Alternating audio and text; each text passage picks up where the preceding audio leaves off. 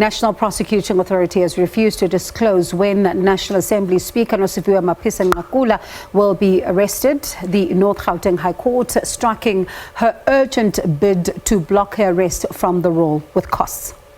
Now, Justice Sulet Potterell found that Mapisa-Nqakula would have substantial redress in the main application, which is expected to be heard next Tuesday, and therefore found the matter was not urgent. Last week, the Speaker launched the application seeking to prevent the state from arresting her. The case concerns corruption allegations levelled against her while she was Defence Minister.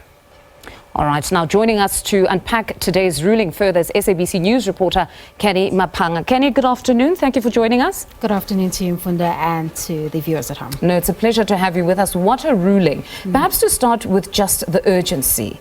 We listened to Judge Potterell speak about the fact that the National Speaker would have needed to give good reason why there should be a departure from the norm and stress why a normal court rule would not offer her redress or the due course. That's absolutely correct, Fundo. When you approach the court on urgency, you have to show those exceptional circumstances that exist or whatever irreparable harm that you would suffer that warrants you to be, jumping the queue in order to have your matter heard. So what she said at the time is that at the time she was not getting reassurance from the authorities regarding this possible quote-unquote imminent arrest.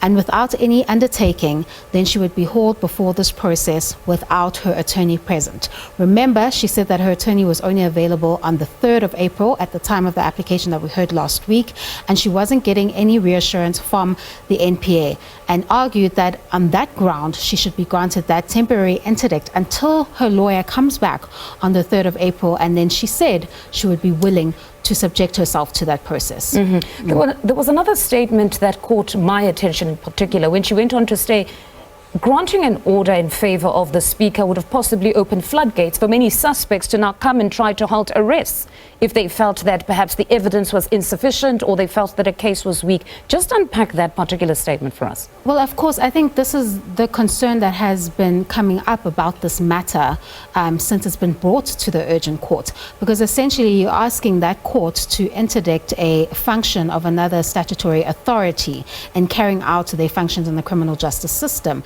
And you are saying that you can interdict an arrest, you're asking them to give you full disclosure, and we know that there's processes available to defend yourself in that criminal justice system. It just was unprecedented to ask of such a significant request from the court.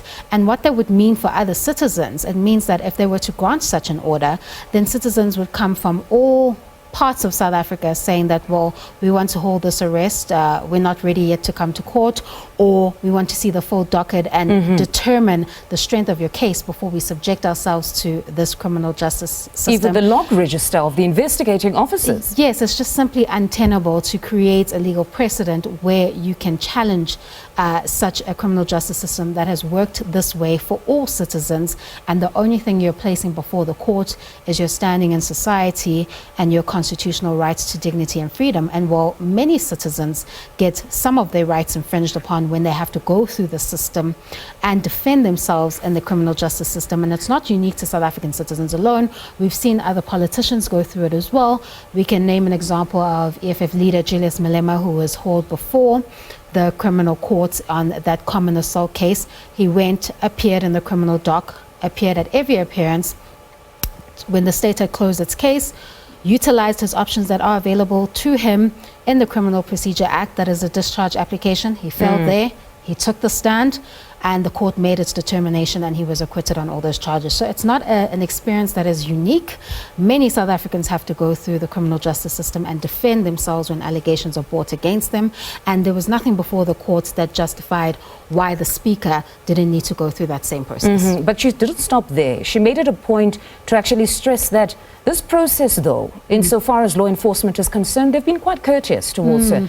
Just remind us of just the interaction between law enforcement and the National Speaker of Parliament. Well, it seemed like there was a negotiation that was taking place. There was an arrangement of when she would be handed over, how the process would take place, and it just seemed unfair. It seemed like there was a special treatment because lots of citizens do not go through that.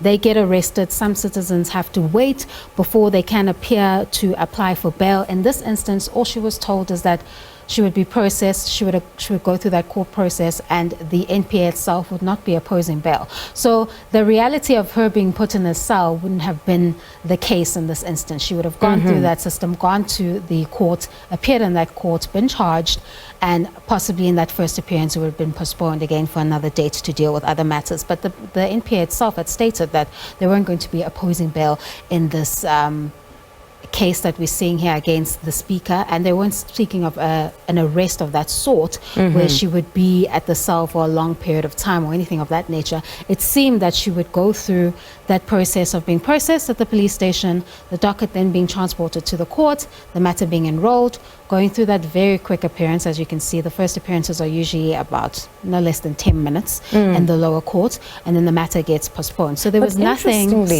Pardon me for interjecting there, but interestingly enough, prior to what we heard in court, there was this impression created that there was no communication. If you remember, everybody was reporting, at least from the Speaker of Parliament's side. She was saying most of what she's hearing is from the media. There's been no communication to her. She keeps hearing of an imminent arrest, but they have not said a thing. Well, I think the judgment paints a different picture. That at least she knew from March 8th what was going on, and there was that communication taking place as to when she would be handing herself over. I think the issue was waiting until the 3rd of April. We know that is tomorrow.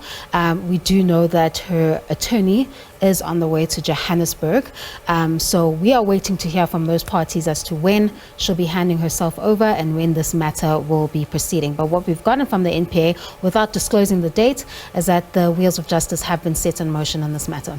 All right, Canny, thank you very much for that reportage.